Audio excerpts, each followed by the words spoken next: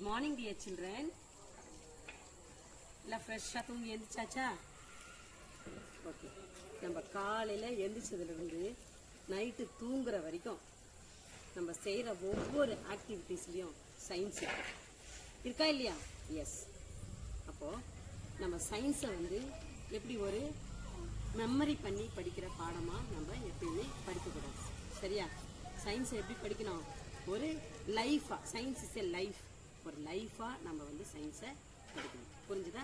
புரிஞ்சுக்கிட்டு படிச்சோம்னா தான் நம்ம சயின்ஸ்ல நல்லா ஷைன் ஆக முடியும். இப்போ நம்ம டாக்டர் அப்துல் கலாம் ஐயாவை எடுத்துக்கோங்க. அவர் ஒரு நல்ல சயின்டிஸ்ட் இல்லையா? எப்படி அவர் நல்ல சயின்டிஸ்ட் ஆனாரு? நல்லா ஹார்ட் ஒர்க் பண்ணாரு. அவருக்கு சயின்ஸ் மேல ஒரு பற்று இருந்துச்சு. இப்போ சயின்ஸ் படிக்கணும்னா ஃபர்ஸ்ட் நம்ம அண்டர்ஸ்டாண்ட் பண்ணிட்டு படிக்கணும். ரெண்டாவது நம்மளுக்கு ஒரு ஈடுபாடு இருக்கணும். சயின்ஸ் சப்ஜெக்ட் மேல ஒரு முழு ஈடுபாடு இருக்கணும். அப்படி இருக்கும்போது தான் நம்ம சயின்ஸை வந்து நல்லா படிச்சு ஒரு சயின்டிஸ்டாவோ இல்லை நம்ம பிற்காலத்துல நல்ல ஒரு வழியை அமைச்சுக்க முடியும். சரியா? அதனால நீங்க சயின்ஸை வந்து ஒரு ஹார்ட் சப்ஜெக்டா, மற்ற சப்ஜெக்ட் மாதிரி ஒரு சப்ஜெக்டா பார்க்காம ஒரு லைஃபா பார்த்து நம்ம சயின்ஸை படிப்போம். சரி, இந்த வீட்டை கொஞ்சம் பாருங்க, எவ்வளோ அழகா இருக்குல்ல? நல்லா அழகா கட்டியிருக்கிறாங்க இல்லையா? நல்ல அழகா ஒரு ஒரு அமைப்பா நல்லா பார்த்து கட்டியிருக்கிறாங்க இல்லையா? ஒரு வீடு நல்லா அமையணும் அப்படின்னா என்னென்ன வேணும்? முக்கியமா தண்ணி இருக்கணும், செங்கல் இருக்கணும், சிமெண்ட் இருக்கணும், மணல் இருக்கணும், கல் ஜல்லி எல்லாமே தேவை. சரியா? இப்போ நம்ம வீட்டுக்குள்ள நுழைஞ்சோம்னா ஒரு ஒரு ரூமா, இப்போ பெட்ரூமு, கிச்சனு, ஹாலு அப்படின்னு தடுத்து வச்சிருப்பாங்க இல்லையா? அப்ப அதுக்குன்னு என்ன பண்ணுவோம்? ஒரு செங்கல் வச்சு ஒரு அமைப்பை பண்ணியிருப்பாங்க. இப்போ ஒரு வீடு கட்டணும்னா செங்கல் வந்து ரொம்ப ரொம்ப ரொம்ப முக்கியம் இல்லையா? இந்த செங்கல் தான் ஒரு வீட்டுக்கு வந்து ரொம்ப முக்கியம். அப்போ இந்த செங்கல் முக்கியம்னா எப்படி இந்த செங்கல் வந்து ஒரு வீட்டை நல்ல ஒரு அமைப்பா கொடுக்குதோ அந்த மாதிரி நம்ம உடம்புக்கு ஒரு நல்ல அமைப்பு கொடுக்கறது வந்து நம்ம செல்ஸ் இல்லையா? செல்ஸ் தாங்க நம்ம உடம்புல இருக்கு, ரொம்ப ரொம்ப முக்கியம். செல்ஸை நம்ம என்ன சொல்றோம்? பில்டிங் பிளாக்ஸ்ன்னு சொல்றோம். எப்படி வீட்டுக்கு செங்கல் முக்கியமோ அந்த மாதிரி நம்ம உடம்புக்கு, நம்ம உடம்புல இருக்க ஒவ்வொரு செல்ஸும் ரொம்ப ரொம்ப முக்கியம். ஓகே, இப்போ அந்த செல்ஸை பத்தி தான் நம்ம இந்த லெசன்ல படிக்க போறோம். ஓகே, லெசன் போவோமா? Welcome dear children. Now 8th standard organisation of life. Lesson name வந்து ஆர்கானைசேஷன் ஆஃப் லைஃப். இப்போ நம்ம வந்து செல், இந்த ஆர்கனைசேஷன் ஆஃப் லைஃப்ல செல்ல பத்தி நம்ம படிக்கிறோம். வாட் இஸ் செல்? ஓகேவா? இப்போ செல்லுன்னு எடுத்துக்கிட்டா, நான் ஏற்கனவே இன்ட்ரோடக்ஷன்ல உங்களுக்கு சொன்னேன், எப்படி நம்ம பாடிக்கு ஒரு structural and functional unit of living organism is called as a cell. Now what is cell? Giving structural and functional unit of living organism is called as cell. Okay. இப்போ இந்த செல் எடுத்துக்கிட்டா there are two. One is a unicellular. One is a unicellular. Now unicellular அப்படின்னு எடுத்துக்கிட்டா uniனா single. Unina single. Organism having only one cell. Organism having only one cell is called as a unicellular. இதுக்கு example நம்ம வந்து amoeba சொல்லலாம். Amoeba, bacteria, பாரமிஷியம், Euglena, அந்த மாதிரி நிறைய நம்ம சொல்லிட்டே போறோம். ஓகேவா? Now next one is a multicellular. Next one is a multicellular. Multicellular. Multicellular organism having many cells. Organism having many cells is called as a multicellular. இப்ப நம்ம எல்லாம் மல்டிசெல்லுலர் ஆர்கானிசம் தான். நம்ம அனிமல்ஸ், பிளான்ட்ஸ், நிறைய பிளான்ட்ஸ் இதெல்லாம் எடுத்துட்டோம்னா அதெல்லாம் multicellular organism. இது வந்து ஹியூமன் பீயிங்ஸ் சொல்லலாம், பிளான்ட்ஸ் சொல்லலாம், எக்ஸெட்ரா. ஓகே, அப்போ what is cell? Cell is the structural and functional unit of all living organism. That is cell. இப்ப யூனிசெல்லுலர் அப்படின்னா என்னன்னா, organism having single cell, only one cell is called as a unicellular organism. Example, amoeba, euglena, paramecium, like that. Next one, multicellular means organism having many cells is called as a multicellular organism. இப்போ செல்னா என்னன்னு தெரிஞ்சிச்சு, யூனிசெல்லுலார்னா என்னன்னு தெரியும், மல்டிசெல்லுலார்னா என்னன்னு தெரியும். இப்போ unicellular organism amoeba அப்படின்னு எடுத்துக்கிட்டோம்னா அதுக்கு வந்து ஒரு டெஃபினிட் ஷேப் கிடையாது. நம்ம கண்ணால வந்து அமீபாவை பார்க்க முடியும். அதுவே மைக்ரோஸ்கோபிக் ஆர்கானிசம் தான். அதுல இருக்கிற செல் எவ்வளவு மைனூட்டா இருக்கும் இல்லையா? அப்ப அந்த ஒரு செல்ல என்ன பண்ணும்? அந்த அமீபாவில் இருக்க மொத்த ஒர்க்கையும் பண்ணும். இப்போ digestive process, respiration process, excretory process எல்லாத்தையும் ஒரு செல்ல எல்லாத்தையும் பண்ணும். சரியா? இப்ப மல்டி செல்லார் ஆர்கானிசம்ல நம்மளுக்கு நிறைய செல் இருக்கு, மெனி செல் இருக்கு. இந்த மெனி செல்ஸ் என்ன பண்ணா group of cells together forming a function. சரியா? ஒரு குரூப் ஆஃப் செல்ஸ், இப்ப நம்ம ஹார்ட் கிட்ட ஒரு குரூப் ஆஃப் செல்ஸ் இருக்கும், அது வந்து அந்த ஹார்ட் ஃபங்க்ஷனை பண்ணும். கிட்னி கிட்ட ஒரு குரூப் ஆஃப் செல்ஸ் இருக்கும், அது கிட்னி ஃபங்க்ஷனை பண்ணும். இப்ப நம்ம பிரெயின் கிட்ட ஒரு குரூப் ஆஃப் செல்ஸ் இருக்கும், பிரெயின் ஃபங்க்ஷனை பண்ணும். சரியா? அப்ப ஒன்லி ஒன் செல்ல எல்லா ஆக்டிவிட்டிஸையும் பண்ணும். மெனி செல்லா இருந்தாலும் குரூப் ஆஃப் செல்ஸ் சேர்ந்து ஆக்டிவிட்டிஸ் பண்ணும். அந்த குரூப் ஆஃப் செல்ஸ் சேர்ந்து செய்யறத நம்ம tissues, we call it as a tissues. Okay, we call it as a tissues நம்ம சொல்றோம். ஓகேவா? இப்போ இந்த செல்லுலார் ஆர்கானிசம்ல செல்னா என்ன, யூனிசெல்லார்னா என்ன, மல்டி செல்லுலார் ஆர்கானிசம்னா என்னன்னு நம்ம தெரிஞ்சு. Group of cells together forming a tissues. ஒரு குரூப் ஆஃப் செல்ஸ் சேர்ந்து ஒரு ஆர்கன் கிட்ட உட்கார்ந்து ஒரு ஒர்க் பண்ணுது. நம்ம group of cells together forming as a டிஷ்யூன்னு சொல்றோம். இந்த டிஷ்யூக்கு அப்புறம் என்ன வரும், ஒரு ஆர்கன். டிஷ்யூக்கு அப்புறம் என்ன வரும், ஒரு ஆர்கன் வரும். ஆர்கனுக்கு அப்புறம் என்ன வரும், ஆர்கன் சிஸ்டம். ஓகேவா? ஃபர்ஸ்ட் செல் வந்து குரூப்பா சேர்ந்து டிஷ்யூஸா மாறும். டிஷ்யூஸ் வந்து ஒரு ஆர்கன். நெக்ஸ்ட் வந்து organ system. Afterwards you come for the organelles. இதுதான் நம்ம என்ன சொல்றோம்னா levels of organization. We call it as a levels of organization.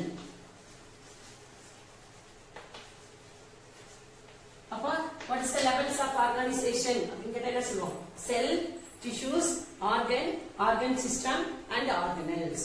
Once again, cells, tissues, organ system and organelles. What are the levels of organ system கேட்டா நம்ம இத சொல்லணும். புரியுதா? இப்போ செல்னா என்ன, யூனிசெல்லார்னா என்ன, மல்டி செல்லார்னா என்ன, what is the levels of organization என்னன்னு இந்த லெசன்ல நம்ம தெரிஞ்சுக்கிட்டோம். Based on the structural organization, organism can be classified into prokaryotes and eukaryotes. Now you will see the prokaryotic cell. இப்போ செல் அப்படின்னு எடுத்துக்கிட்டாவே சென்டரில் நியூக்ளியஸ் இருக்கும், அதை சுற்றி செல் ஆர்கனல்ஸ் இருக்கும் அப்படின்னு சொல்லிட்டு நம்ம படிச்சிருக்கோம் இல்லையா? ஆனால் இந்த ப்ரோகேரியாட்டிக் செல் எப்படி இருக்குன்னா நியூக்ளியஸ் வந்து சரியாக இருக்காது. சரியா? No true nucleus is seen. அதே மாதிரி செல் ஆர்கனல்ஸும் இருக்காது. அப்போ in some of the organism like bacteria, cyanobacteria and mycoplasma, no true nucleus is seen. These organisms are called prokaryotic cell. True nucleus present true nucleus இல்லாத செல்லை நம்ம prokaryotic cellன்னு சொல்றோம். ஓகேவா? நெக்ஸ்ட் இந்த செல்லை நல்லா பாருங்க. நடுவில் நியூக்ளியஸ் இருக்கு. நியூக்ளியஸை சுற்றியும் வெல் டெவலப்ட் செல் ஆர்கனல்ஸ் இருக்கு. அப்போ well defined nucleus covered by membrane is seen. These organisms are called eukaryotes. Example amoeba, animals and plant cells நம்ம எக்ஸாம்பிளா சொல்லலாம். அப்போ prokaryotic cellனா well developed nucleus not seen. eukaryotic cellனா well developed nucleus seen. இப்போ நல்லா புரிஞ்சுச்சா? What is prokaryotic cell and what is eukaryotic cell? Next, biological levels of organization. The biological organization shows the hierarchy in organization level from simplest to more complex. First, atoms to molecules. Next, cells. Next, group of cells we call it as a tissue. Next, organs. Next, organ system. Next, organisms. Afterwards, populations, communities, ecosystem, and finally biosphere. Now, the pictorial representation of biological organization is given. The atoms and molecules make up the cells. they are considered as non-living. Whereas population, community, ecosystem and biosphere are of ecological importance. Hence, we restrict our study from cells to organisms. So, what are the different levels of organisms? First, cell, tissues, organ, organ system and organism.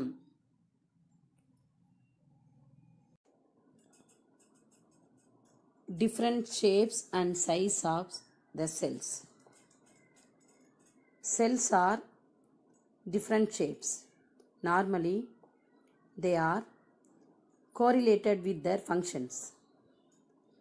அது என்ன வேலை செய்தோ அதை பொறுத்து cells வந்து ஷேப்பில் vary ஆகிருக்கும். Some cells are oval or round. இந்த RBC செல்ஸ்லாம் பார்த்திங்கன்னா ஓவல் ஷேப்பில் இருக்கும். Some cells are long and pointed both the ends. They exhibit a spindle shape. Cells are sometimes quite long. Some are branched like the nerve cells or a neuron. Some of our WBC cells are amoeba-like with irregular boundaries. எப்படி அமீபாக்கு ஒரு definite shape இருக்காதோ அந்த மாதிரி WBC செல்ஸுக்கும் ஒரு irregular ஷேப்பாக தான் இருக்கும். Okay, these are the different shapes and size of some cells. Next, tissues. Already I told what is tissues. Group of cells is called as a tissue. Tissues are group of cells that have a similar structure and act together to perform a specific function. Group of cells ஒன்றா சேர்ந்து ஒரு குறிப்பிட்ட function செய்கிறது தான் நம்ம டிஷ்யூஸ்ன்னு சொல்கிறோம். ஓகேவா? There are two types of tissues, simple tissues and complex tissues. What are the two types of tissues? Simple tissues and complex tissues. Simple tissues are made up of cells of same type or kind. Example, glandular tissues. Complex tissues are made up of different kind of tissues. Example, tissues of dry skin. Hence, simple tissue is homogeneous and complex tissue is heterogeneous in nature. Okay, va? Next, types of tissues. Depending on the basis of their structure and function, tissues can be classified into 4 types. Now you all see the picture. First one, connective tissue, epithelial tissue, muscular tissue and nervous tissue. Now connecting tissue for building different structures of body. Next, epithelial tissue for protection. Muscular tissue for movements and locomotion. Next, nervous tissue for conduction of nerve impulses.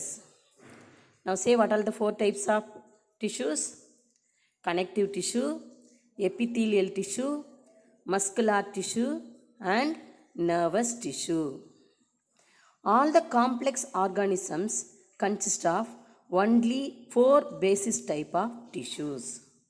Now we will understand what is tissues, what are the 4 types of tissues and their functions.